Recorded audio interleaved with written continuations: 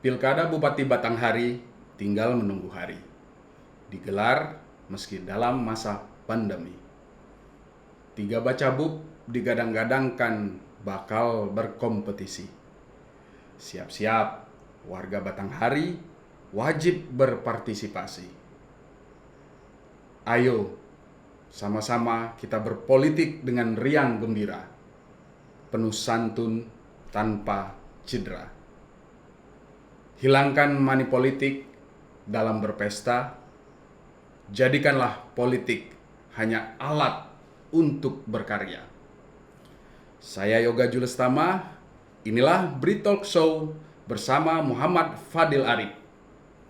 Disebut-sebut tidak memiliki uang, namun berpeluang untuk menang.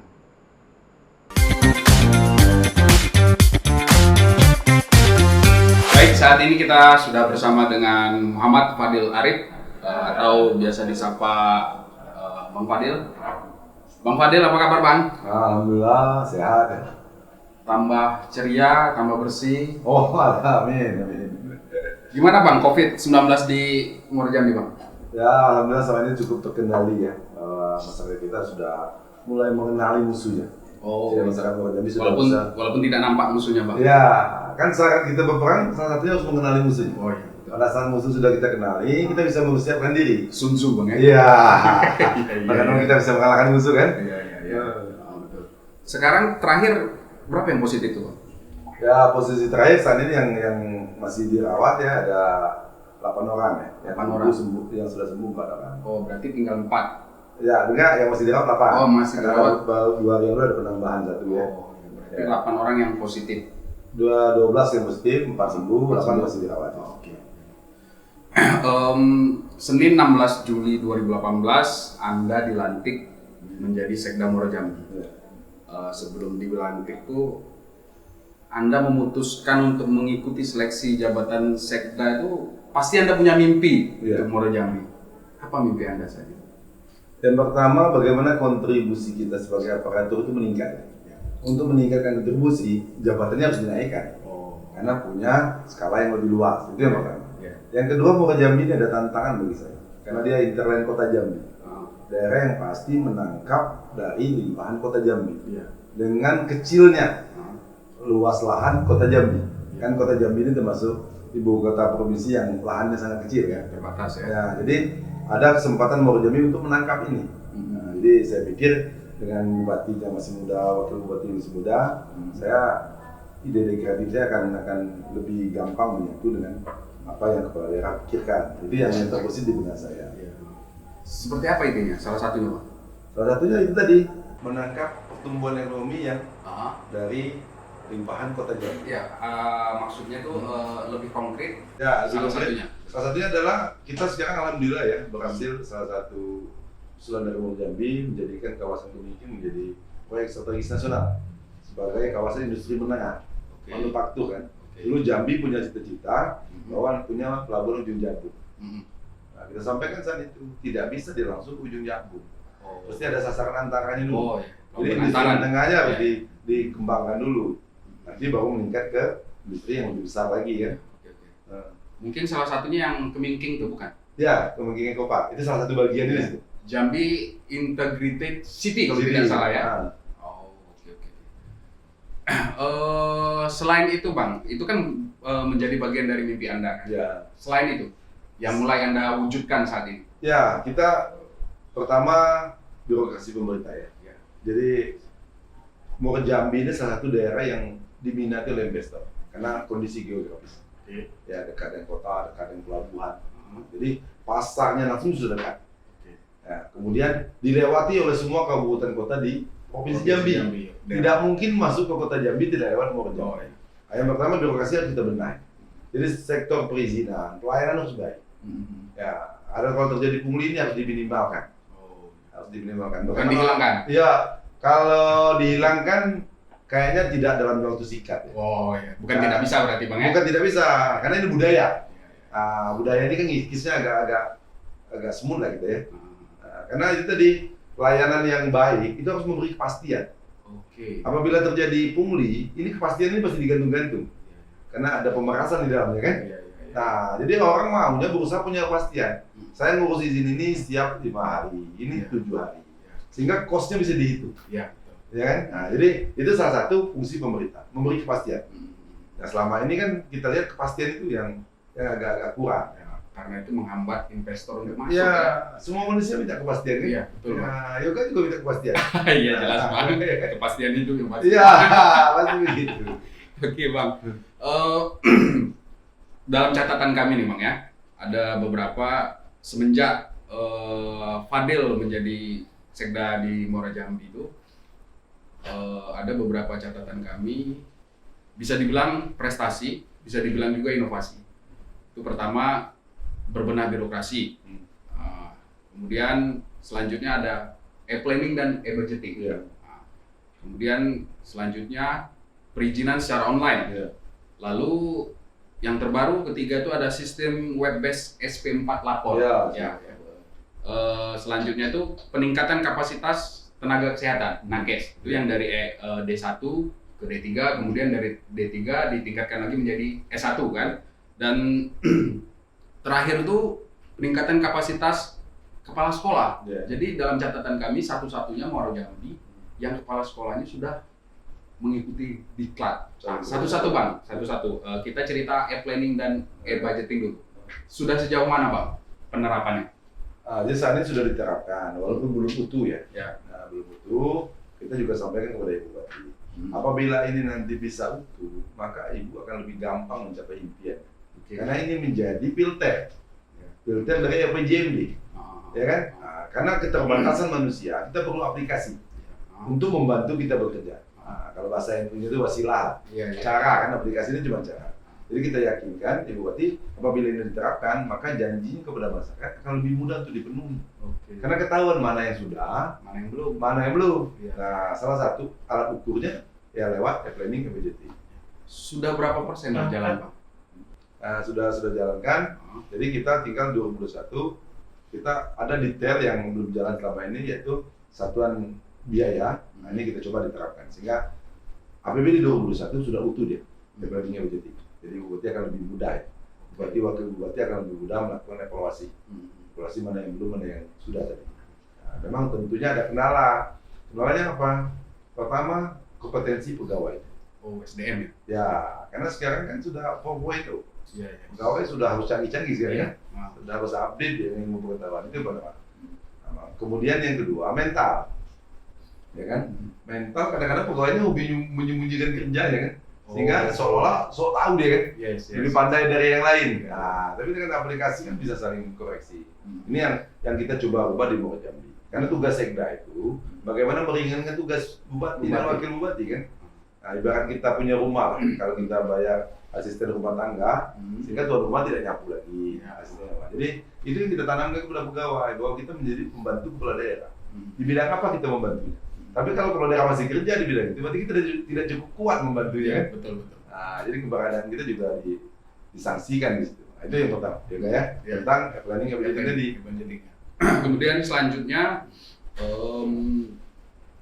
perizinan online sudah Ya. dilakukan, Mas? Sudah, sekarang sudah connect kan ya. Nah, jadi ada OSS yang diterapkan oleh PTSP ya, PM PTSP Kabupaten Muara Jambi. Ya, ya. Sehingga secara online orang sudah bisa mengurus perizinan.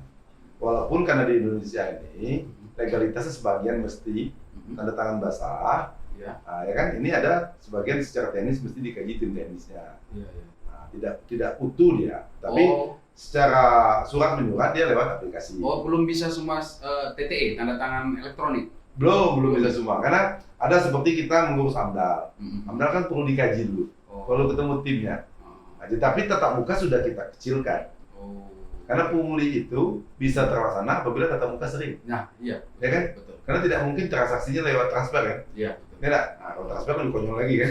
Ya, jadi tatap muka ini yang kita kecilkan. Oke. Ya, walaupun mungkin masih terjadi tatap muka. Ya. Ada dampak ke PAD penambahan? Kalau sekarang belum secara signifikan nampak, karena investasi itu kan perlu proses ya. Iya, iya. Sekarang bagaimana investasinya masuk dulu, kemudian tersebar berita ini kepada seluruh investor. Bahwa Moro Jambi ini sangat welcome dengan investor. Ya. Ada kepastian. Ya, ada kepastian tadi. Itu yang pertama. Yang kedua, kita kan punya tim terpadu nih di kabupaten. Sering kalau orang usaha atau orang demo itu ngadunya ke tim terpadu. Bagaimana kita menjadi fasilitator yang baik, bentrokan antara pengusaha dan masyarakat. Sehingga dia bisa sadar dengan hak dan kewajibannya. Tidak bisa kita mensejahterakan masyarakat tanpa ada investor. Dan investor tidak akan berhasil usahanya tanpa adanya masyarakat. Karena ini pasarnya kan. Sinergi lah. Ya, jadi sinkronisasi ini yang perlu kita lakukan. Karena Sekda itu kan salah satu tugasnya adalah ketua tim percepatan berusaha. Kita sudah 2 kali dapat pengaduan dari orang yang ingin berusaha di Moro Jambi bahwa dia maksa lambat perizinannya. Nah, ini tugas Sekda salah satunya membantu gitu. Ya, memangkas kesulitan-kesulitan ini. Ya, nah, ini alhamdulillah nih, bentar lagi mungkin Moro Jambi akan menjadi salah satu pusat grosir ya, yang besar di Sumatera ini ya. Nah, ada salah satu investor grosir besar itu akan berdiri di Mindalu. Oh, yang di dekat perbatasan kan? Ya, di dekat perbatasan. Jadi itu yang kedua ada yang terhadap minyak. Kebetulan yang membawa ini salah informasi. Nah, sehingga kita sampaikan potensi tidak begitu besar lagi di Moro Jambi kan. Oh iya. Ya kan? Nah, ini juga harus kita berikan sehingga dia nanti akan memberitahu kepada kawannya bahwa Pemda ini tidak suka bohong dia. Jangan sampai kita menarik minat orang dengan informasi palsu kan? Iya. Ya kita harus berikan data yang sebenarnya. Karena pengusaha ini kan pengen untung. Kita pengen rakyat kita sejahtera. Pengusaha harus banyak masuk kan? Iya, betul. Nah, jadi kolaborasi ini yang perlu dilakukan oleh pemerintah daerah. Apabila semua stakeholder saling menguntungkan, saling membutuhkan, simbiosis mutualisme, maka hidup akan menjadi enak. Iya, betul. Ya. Jadi pengusaha untung, rakyat senang juga gitu kan? Ya, saling untung. Iya, betul. Dalam PAD itu kami mendapat informasi semenjak Abang tuh kembali dipungut pajak mineral bukan lokal. Ya. Untuk Moro Jambi. Benar, Bang? Benar. Karena dulu kan ada keraguan ya. Ada keraguan terhadap kepastian hukum. Karena kewenangan kabupaten terhadap agensi ini kan diambil provinsi. Nah, tapi kan kita juga diskusi bagaimana Undang-Undang 8 tentang pajak dari daerah bahwa itu belum dicabut. Sepanjang undang-undang itu belum dicabut menjadi hak daerah untuk memungutnya dan menggunakannya untuk kesejahteraan masyarakat di daerah kan. Dan ini alhamdulillah sudah jalan sekarang. Moro Jambi kan lumayan besar ini. Karena pasir kita kemana-mana kan. Iya, betul. Ya, dan gampang pasir ini. Cukup dicegat di pelabuhan, ketahuan jumlahnya kan. Yang selanjutnya Bang, peningkatan kapasitas tenaga kesehatan sudah berjalan? Sudah, terus ya secara berjenjang baik pendidikan formal maupun kediklatannya, pendidikan latihan secara rutin. Karena kita tahu yang pertama, setiap kita bekerja kita perlu di-refresh ilmunya. Itu yang pertama. Yang kedua perlu ditambah, karena ilmu itu kan dinamis ya. Iya. Seiring waktu dia berubah terus. Up to date. Iya, kita saja berubah, jangankan ilmu. Nah, tapi kadang-kadang kita terjebak dengan ilmu-ilmu lama kan. Nah, ini harus di-refresh terus supaya dia cukup mumpuni menghadapi tantangan zaman sekarang kan. Karena zaman sekarang ini penuh dengan tantangan. Nah, ini Tuhan menghadirkan corona di dunia kan. Ini sebenarnya tantangan bagi manusia, bisa tidak kita taklukkan. Cukup dewasa tidak kita menghadapinya atau menjadi panik kan gitu. Nah, jadi tenaga kesehatan perlu dilatih. Nah, sehingga dia cukup cakap ya. Cakap untuk mengimplementasikan ilmunya. Itu dari perawat kah atau sampai ke level dokter? Ini semua ya, karena nakes itu kan bidangnya beda-beda. Tapi kita sesuaikan dengan kemampuan anggaran Kabupaten Moro Jambi ya. Tapi ini wajib. Jadi sorry kepotong, sifatnya peningkatan kapasitas ini beasiswa berarti? Atau ada yang dapat beasiswa tapi dari lembaga lain ya. Jadi kita support bagaimana pemerintah Moro Jambi membuka diri terhadap donatur-donatur yang ingin membiayai tenaga kesehatan yang ada di Kabupaten Moro Jambi. Nah, ada juga yang bersifat iklan-iklan singkat. Nah, ini kan bagian dari peningkatan kompetisi juga. Tapi yang untuk kenaikan jenjang pendidikan itu kata-kata supportnya dari lembaga lain. Tapi bagaimana kita memberi kepastian Nah, memberi kepastian tadi sampai ke pelayanan kita bahwa kita cukup mau bekerja sama dengan lembaga tersebut. Artinya outputnya kan ketika penerimaan pegawai negeri sipil untuk tenaga kesehatan, syaratnya memang grade-nya kita naikkan. Yang tadinya D1 menjadi D3 atau menjadi S1, begitu ya? Ya, jadi kan CPNS itu kan usulan daerah. Ya. Nah, kita naikkanlah levelnya. Jangan sampai levelnya terlalu rendah kan. Ya, ya. Nah, jadi ada di pegawai itu namanya analisa jabatan dan analisa beban kerja. Nah, di analisa jabatan kita sampaikan bahwa syarat kompetisi harus begini, sehingga harus S1 deh.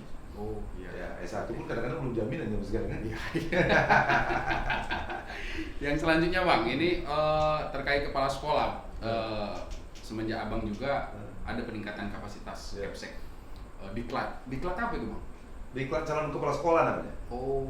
Jadi kepala sekolah, itu kalau dulu kan kepala sekolah itu guru yang diberi tugas tambahan. Kalau kepala sekolah zaman sekarang dia menjadi manajer kan. Bagaimana guru bisa bekerja optimal untuk memberikan pendidikan kepada anak muridnya. Beda. Kalau dia sekedar tugas tambahan kan repot nih. Iya. Nyambi dia jadi kan. Iya, iya. Guru nyambi jadi kepala sekolah. Iya, Jadi betul. dia harus punya kemampuan manajerial sehingga dia bisa memanage bawahannya. Kemudian memberikan supervisi kepada guru yang mendapat hambatan. Oh. Misalnya guru kelas 1 mendapat hambatan. Saya ini ngajar matematika kayaknya anaknya pada bengak-bengak lah kalau bahasa Jambi kan. Iya. Nah, ngadu ke kepala sekolah bisa mencari solusi. Kamu tidak bisa begitu ngajarnya. Memang kebetulan desa kita agak bengak anaknya kan. Nah, jadi selama ini kan tidak bisa guru itu mengadukan masalahnya kepada manajernya, kepala sekolahnya. Nah, ini jadi harus menjadi komandan di sana. Untuk itu perlu dibekali ilmu manajerial. Yes. Karena seorang manajer kan bagaimana dia mengajak anggotanya untuk mencapai tujuannya kan. Nah, tujuannya bagaimana? Supaya anak-anaknya pintar. Tujuannya bagaimana? Supaya anak-anaknya akhlaknya baik kan. Nah, itu. Jadi perlu diberi ilmu manajerial itu. Dan alhamdulillah sudah kita laksanakan. Nah, dan nanti sampaikan ke Kadis PDK supaya bupati punya pilihan, punya opsi terhadap calon kepala sekolah. Idealnya yang memenuhi syarat, yang kompeten terhadap jabatan kepala sekolah paling tidak 3 kali lipat dari jumlah sekolah kita. Supaya bupati punya pilihan. Ya kan? Kalau pas-pasan bupati kan kita desak, tidak punya pilihan dia. Yang itu saja. Iya, karena yang cukup sangat cuma itu kan. Iya. Nah, itu sama dengan ngandali bos kan. Itu ya kan. Berarti SD dan SMP atau hanya SD dan SMP? SD dan SMP. Karena SMA sudah kewenangan provinsi sekarang. Ya, kita juga pengen ke depan ditambahin lagi sampai ke TK ya. TK, kelompok bermain ya. Karena itu kan ada tantangan besar situ. Karena anak-anak 0 sampai 5 tahun itu kan usia emas tuh. Iya. Usia emas itu apa yang dia lihat, apa yang dia dengar, itu kan lengket di kepala sampai dewasa kan. Fase pembentukan. Ya, karakter itu sebenarnya dimulai dari 0 sampai 5 tahun. Betul. Kalau kita ajari dia egois, ya egois aja kan. Iya.